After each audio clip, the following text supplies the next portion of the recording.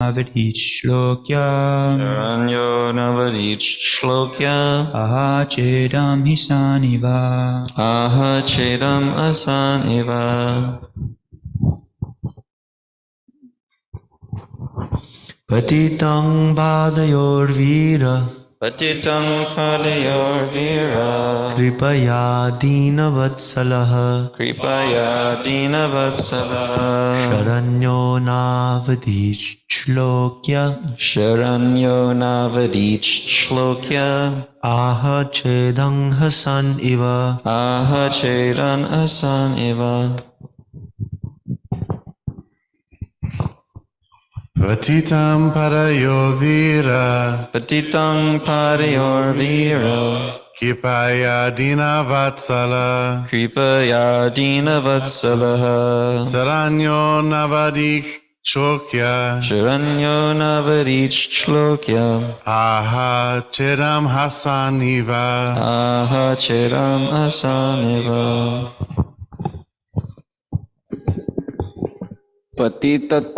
Patitang Padayor Virya Patitang Padayor Vira Kripaya Dina Vatsalaha Kripaya Dina Vatsala Saranyo Navadi Choklakya Sharanyo Navadich Shlokya Aham Chedang Hasang Iva Aha Chedam Hasan Eva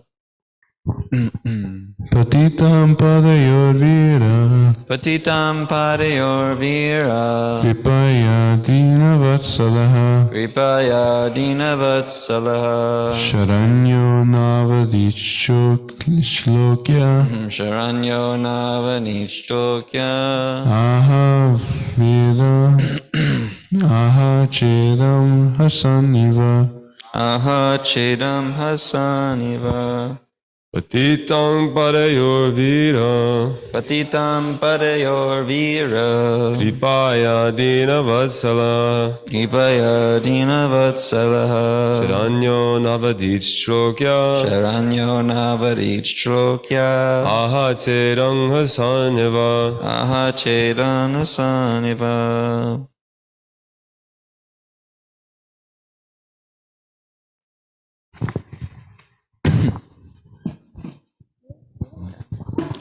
Patitam Padayor Vira Patitam Padayor Vira Kripaya Dina Vatsalaha Kripaya Dina Vatsalaha Sharanyo Navadich Shlokya Sharanyo Navadich Shlokya Aha Chedam Hasaniva Aha Chedam Hasaniva Patitam Padayor Vira Patitam Padayor Vira Kripaya Dina Vatsalaha Kripaya Salaha Sharanyo Navadich Shokla Sharanyo Navadich Shlokya Aha Chedam Asanyava Aha Chedam Hasaniva Word for word Patitam fallen Padyoho at the feet Viraha the hero Kripaya out of compassion Dinavatsalaha kind to the poor Sharanyaha one who is qualified to accept surrender Na not Avadit did kill Shlokyaha one who is worthy of being sung Aha said Cha also Idam this Hasan smiling Iva like translation and purport by His Divine Grace A.C. Bhaktivedanta Swami Srila Prabhupada Ki Jai Maharaj Parikshit who was qualified to accept surrender and worthy of being sung in history, did not kill the poor, surrendered, and fallen Kali, but smiled compassionately, for he was kind to the poor. Purport. Even an ordinary kshatriya does not kill a surrendered person, and what to speak of Maharaj Parikshit, who was by nature compassionate and kind to the poor. He was smiling because the artificially dressed Kali had disclosed his identity as a lower class man, and he was thinking how ironic it was that although no one was saved from his sharp sword when he desired to kill, the poor lower class Kali was spared by his timely surrender. Maharaj Parikshit's glory and kindness are therefore sung in history.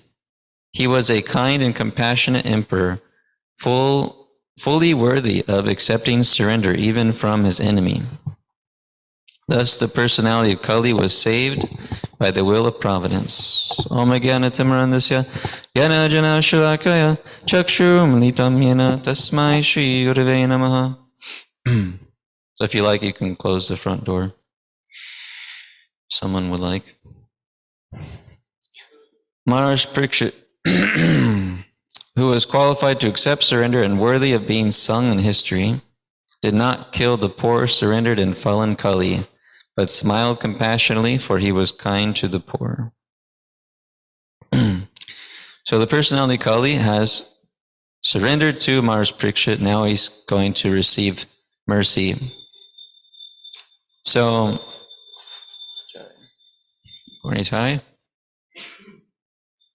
so a kshatriya's one of his prime responsibilities is to protect.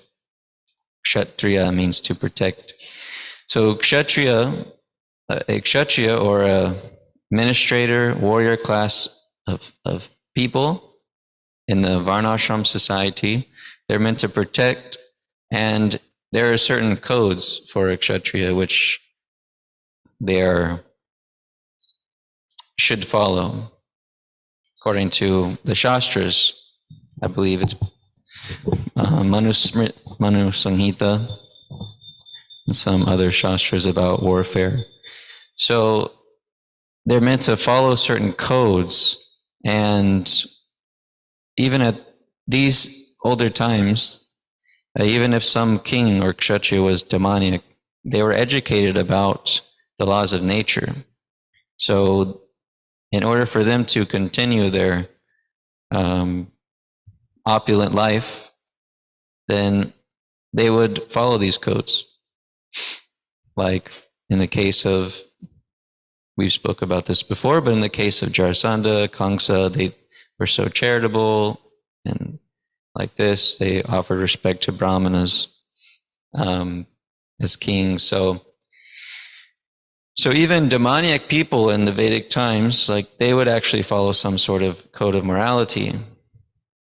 Whereas today, basically everybody's got their own moral compass. There's not a standard morality that's based in scripture or guru or sadhus. It's mostly, at least the rulers that we grow up with in this generation in America and in the world, can't really trust, because even these persons are killing people that are surrendered to them, or what to speak of slaughtering so many cows. And that is the greatest crime. One of the greatest crimes they are committing is harming innocent animals. The cow is so innocent, such an innocent creature, innocent animal that it just gives abundance of products for human beings, like milk, and cow dung can be used in so many different antiseptic ways, and it's helpful for growing more, like fertilizing the soil and such. Cow urine actually has some nice like medicinal properties, and like this. So such a innocent animal whose basically dharma is just to give freely. I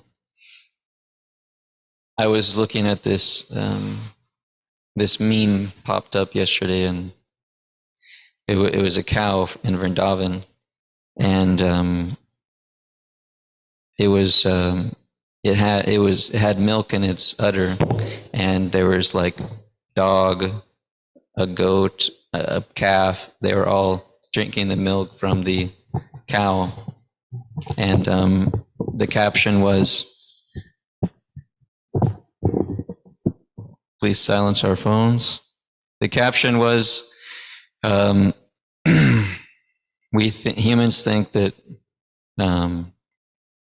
the cow only gives milk to the human species, but actually the cow is giving to everybody. So such a giving, innocent creature is being slaughtered by the millions. I don't know what the number is every day, but there's some amazing number of how many cows are being slaughtered. Yes, infinite. So this is actually abominable, and it's causing so much sinful reactions in human society. And so we're getting that reaction by COVID, different illnesses, natural disasters like this. So we see the perverted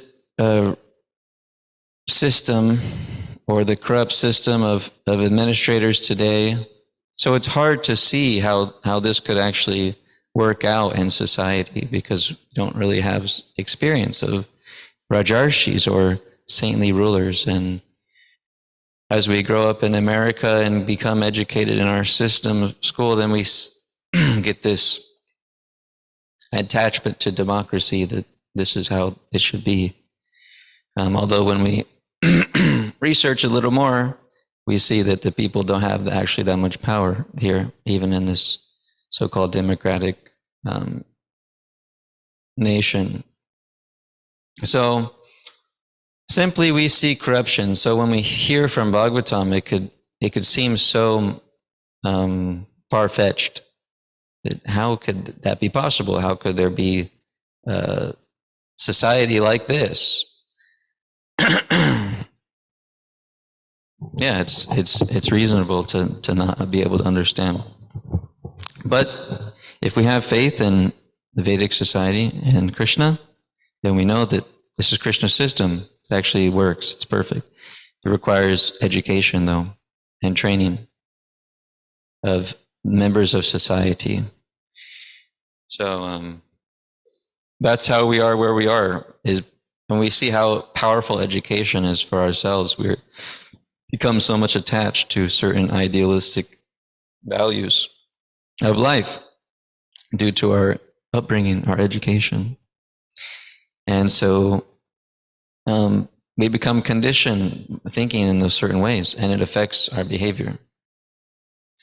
So it's important that society is educated in real principles of spiritual life or religion, and thus there will be a great change in the world. So this is the purpose of Srimad Bhagavatam, is to bring about this revolution in society and give proper knowledge how to actually live as a human being in this world and in society, how to live as a society solely for the purpose of serving Krishna and developing our love for Krishna.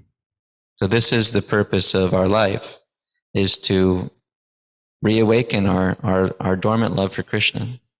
And it's there, it just has to be awakened by a proper process of awakening, which is bhakti yoga. And particularly the chanting of the Maha Mantra, Chetodarpana Marjanam, this cleansing of the heart by chanting. So it may seem, how could we make the difference in the world? Well, the essence of it is by this chanting. Everybody has to start chanting. We have to start chanting. We have to start moving towards the offenseless stage of chanting, and then we'll have some real effect in our preaching of Krishna consciousness. Nonetheless, any sort of chanting is good, and we can have some effect even if one is chanting offensively or clear in the clearing stage, there will be some effect on ourselves and on the world, but essentially we want to move towards offenselessly chanting. And we heard about the offenses in the initiation ceremony the other day. So the root of all offenses is explained as inattention in chanting. So inattention is like, what is attention? Attention, we have the ability to focus our mind on something or become absorbed in something. We have choices we can make to become absorbed. And it can seem very difficult at times to focus or to become attentive to what we're doing and here and now from so many thoughts, feelings, desires.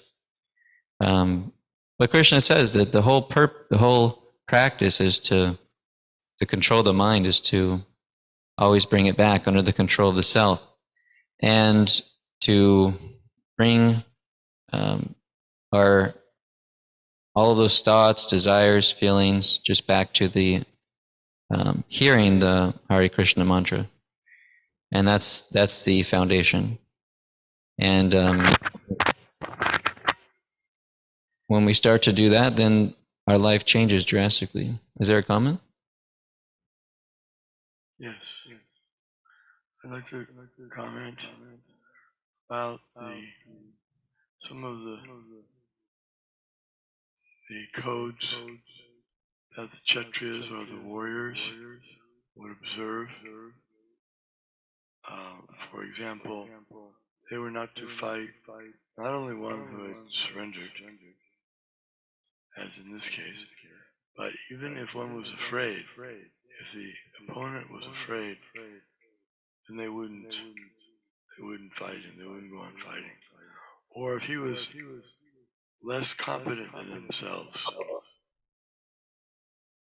in any way, they wouldn't take advantage. Or if he didn't have a similar weapon or equal weapon. Many times that happened where Krishna was fighting with someone and they didn't have the same, he had already destroyed all their weapons, so they had no weapons left. So then he would get down and just go after the person with his hands rather than using bow and arrow or some weapon. They would not fight someone who was weaker than them, who was afraid, or younger if he was too much younger. In the case of Jarasandha, he said he couldn't fight with Arjuna because he was too young. And he said he couldn't fight with Krishna because Krishna got afraid of him and ran away one time. So he gave these reasons for not fighting with them because he didn't feel they were equal to him. And Bhishma, among many other rules, he had his own kind of system too, and that was that he had made some kind of a vow that he would not fight against even a warrior if he had been a woman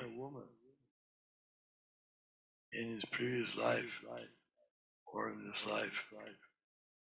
And that actually happened, and that's how they were able to, it's a long story, but that's how they were able to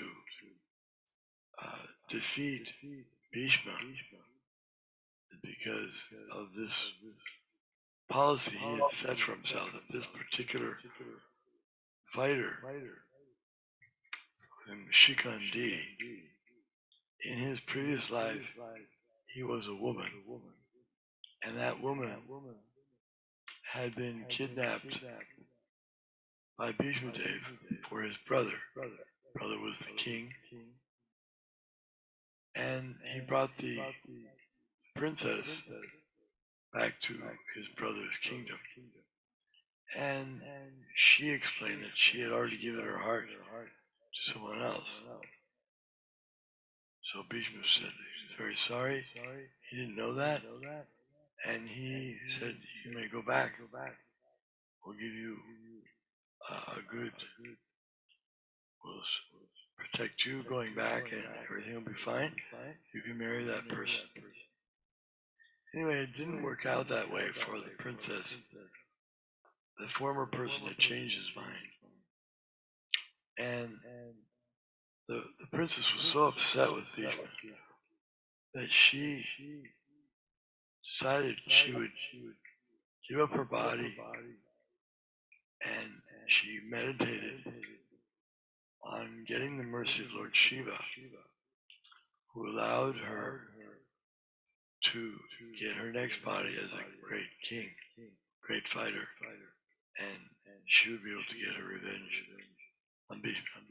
So anyway, that actually happened. Bhishma was so strict in his vows that he would not fight with her. And even when he now was put in front of Arjuna and the other fighters, Bhishma wouldn't shoot any arrows at him. So, for you, another thing is they wouldn't fight after the sun went down. And there would be no fighting against anyone who wasn't part of the battle. Or Kshatriyas and others. If any children were around or any old people or women, they certainly would not be. No one would ever fire any weapons against them. So, this is part, as you say, of a very advanced culture that is so careful not to do anything that would be against the instructions of the Lord or his authorities. And also, they understand the law of karma, that if they did something which was against the rules, they would have a karmic reaction for that. They would have to pay in this life or the next life. Thank you. All right, thank you, Guru Maharaj, for sharing those codes. Certain codes of Kshatriyas. Yeah, very different from what's today. Today's, guerrilla warfare, basically. However you can kill the enemy.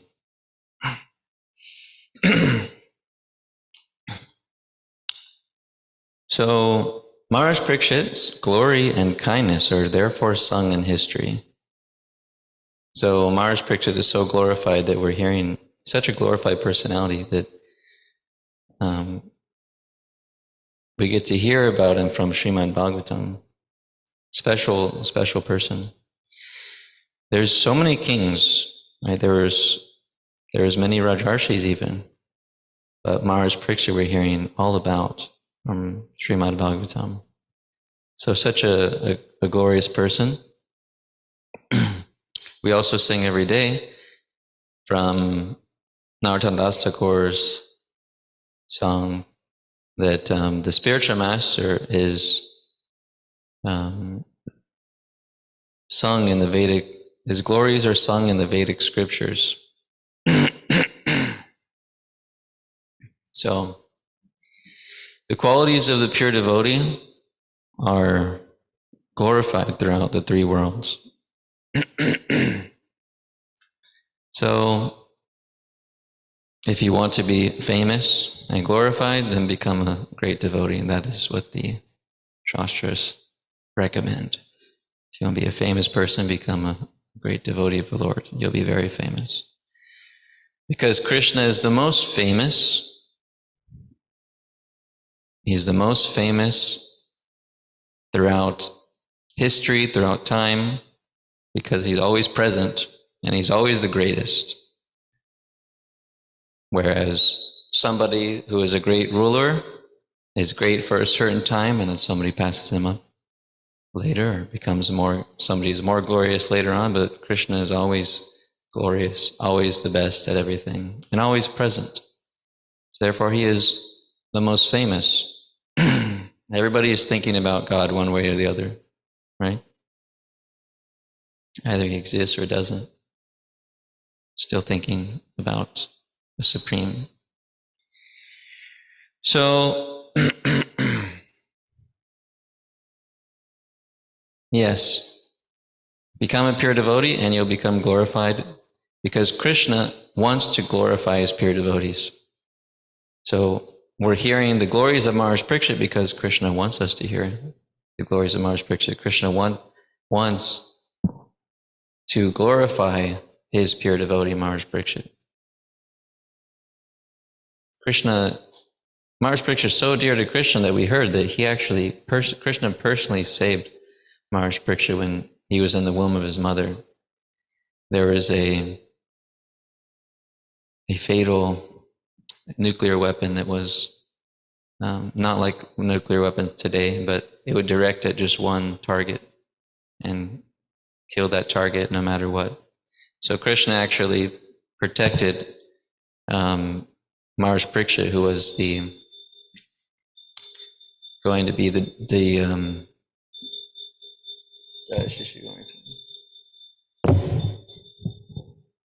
he was the target, but Krishna saved him in the womb. Okay, are there any comments or questions about such points? You have a question?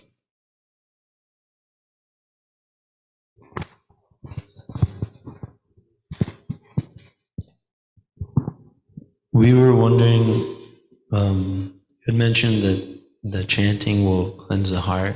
That's how we can help society. Yeah, you were talking about Sorry. chanting. I can't remember the word you said, but wrong, chanting wrong. And you talked about it a little bit more. Chanting what?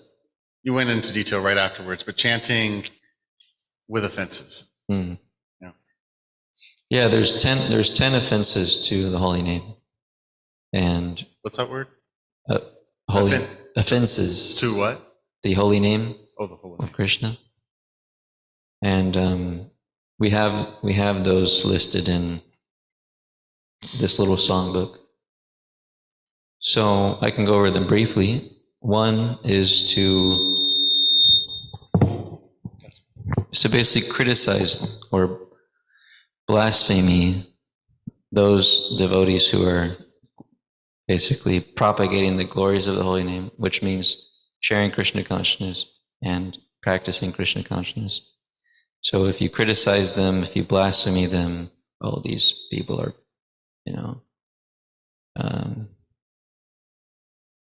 can't even think of an insult. These people are, crazy. It'll be more than that, but thinking very envious of them and not appreciating them. And then the second is to chanting the holy name of the Lord, to think of all the demigods as equal to Krishna. That is also an offense of chanting the holy name. So we have to think of Krishna's names as who he actually is as the supreme person. And then the third is to disobey the instructions of the spiritual master, or consider him an ordinary person. So if you get instruction by a guru and you think, oh, he's just an ordinary person, so I don't need to follow this. I'll do my own thing. It's offensive. And disobey the orders of spiritual master, or to blaspheme the Vedic literatures, to not understand them as revealed scripture, and say it's all mythology, all that. And to see that the glories of the holy name are just imagination, reading about him like you can chant, and you'll be able to be revealed Krishna's pastimes and form and etc. and have all these nice experiences. You can just, oh, that's just imagination. It's just fabric of my mind. Some people say, well, religion's just all psychology. You know, you believe in God and it makes you feel good. So they stop there. So that's why that's why people believe in religion, because this, you know, physiological responses in the brain. Another one is to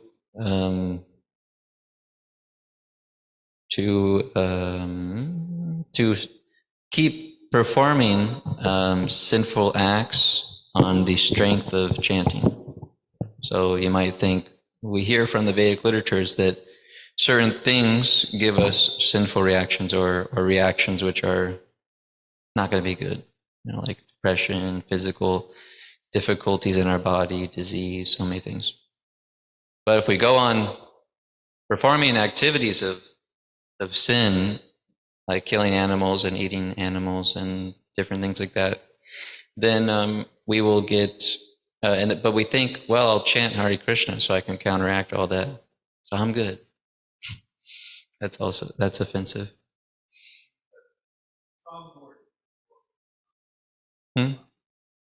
Somewhat.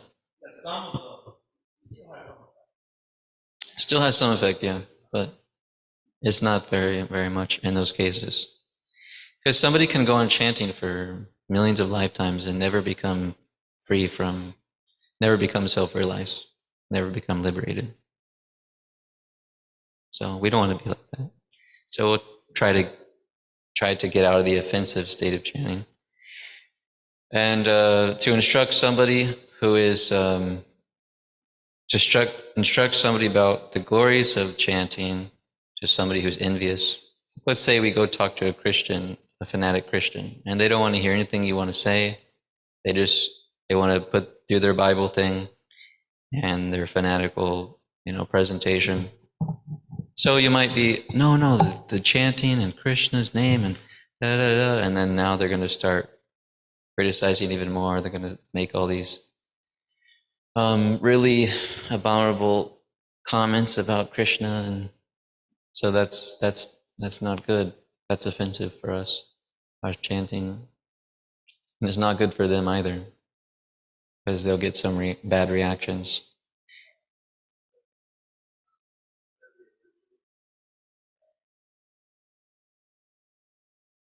Right.